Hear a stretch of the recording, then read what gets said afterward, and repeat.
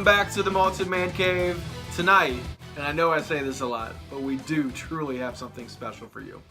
Tonight I'm going to be reviewing Ardbeg 21. And before I go any further, I have to give a shout out to Mike from Mike and Billy's Whiskey Reviews. Another awesome channel. If you guys don't know about it, go out and subscribe, watch their videos, like it. I mean, they have an awesome, very informative review channel, and they're both really funny and awesome guys. So thank you very much, Mike. I felt really guilty when I looked up online and found out that this was anywhere from $500 to $1,500. So Sláinte, my friend, thank you very much. So as I said, this is a very, very rare and expensive bottling.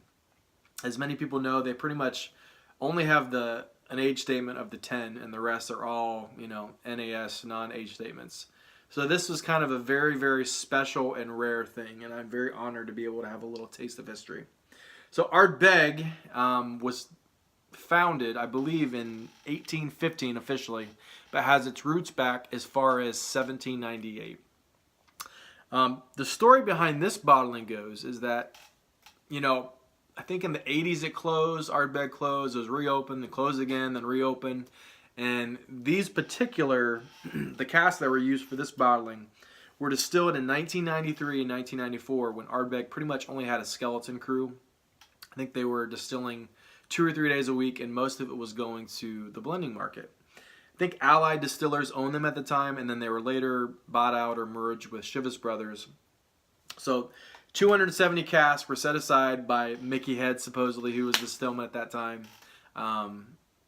He's later gone on to, I think, to be the distillery manager, and then I think he even has a higher up title than that now. But anyways, so he was just a little old chap, little stillman at the time, and set these aside, and then they actually had these matured and aged on the Scottish mainland.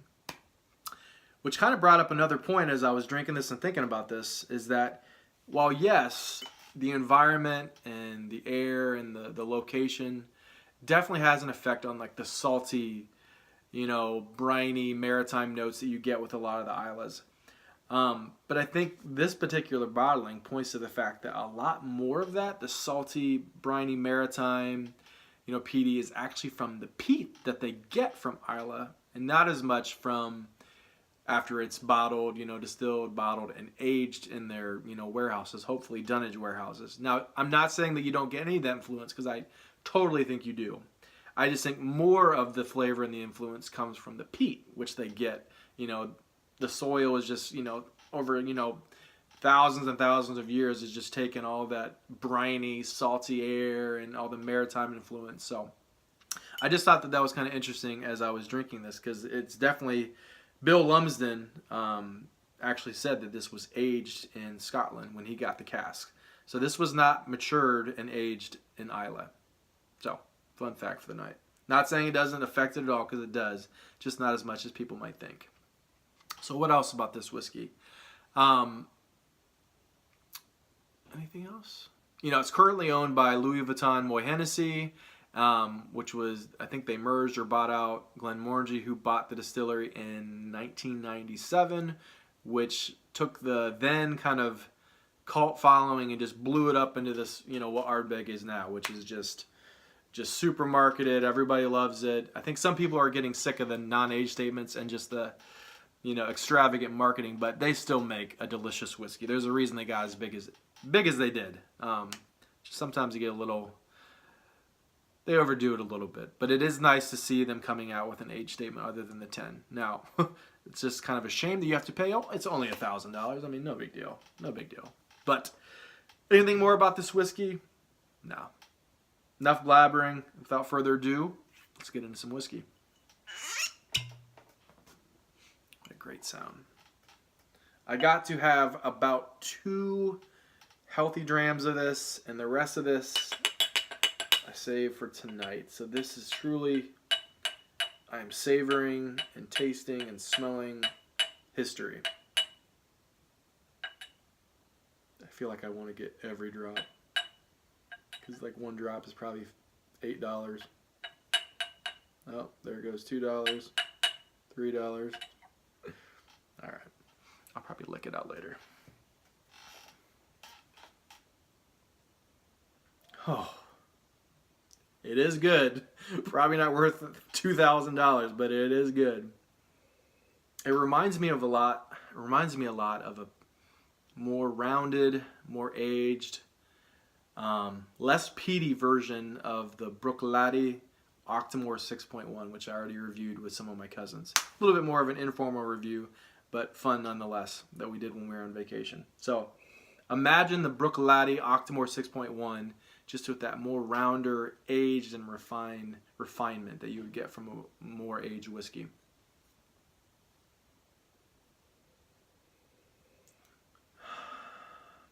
As I've mentioned before, I was in the Coast Guard. I did law enforcement in the Coast Guard.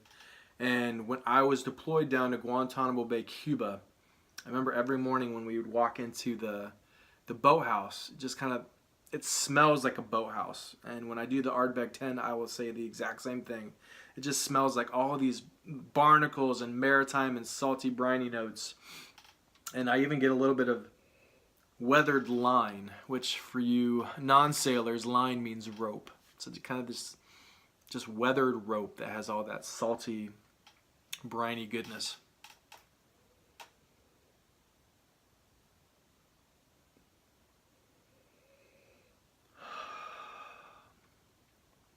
A little bit of floral, daisies, buttercups, and menthol.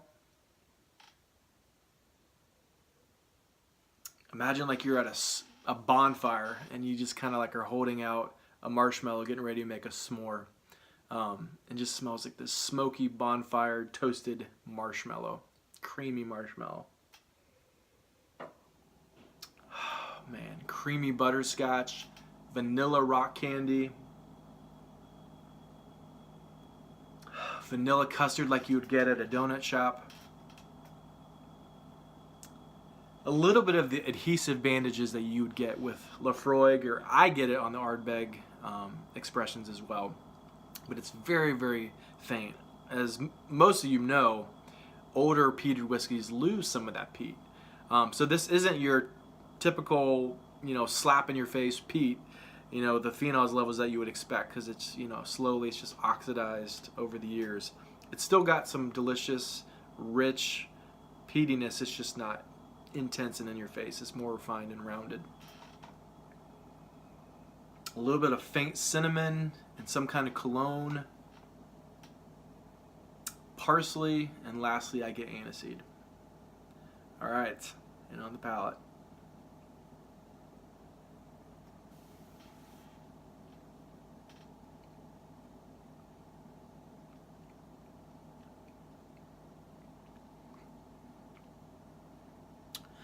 Menthol, black pepper, smoked vanilla custard, which isn't a thing, but imagine if you could have smoked vanilla custard.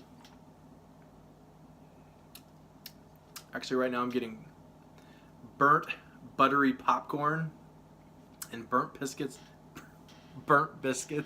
like you would get if you left them in the oven for too long. As you're pulling them out, kind of that smell you'd get and that taste. It's not unpleasant at all. It's just crisp, mildly burnt biscuits. So it's pretty good. And I think you get most of that because it's heavily oaked from being in the bourbon cask for 21 years. If I haven't already said, forgive me, I've been forgetting as of late. This is non-colored, 46% ABV, and it was matured in ex-bourbon casks. So I'm not sure if they're first fill, second fill, what they are, but definitely all bourbon casks.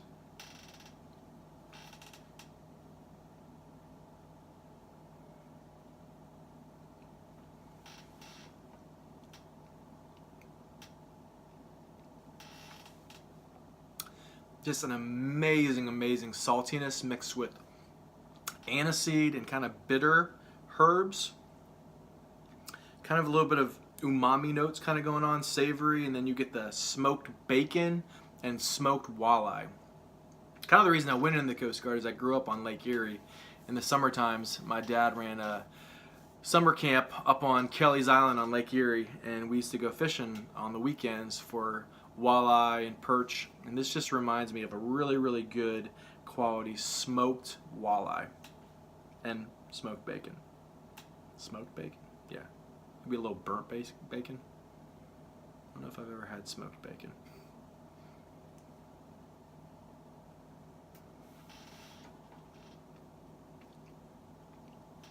Last but not least, I get a little bit of a salted vanilla cream puff.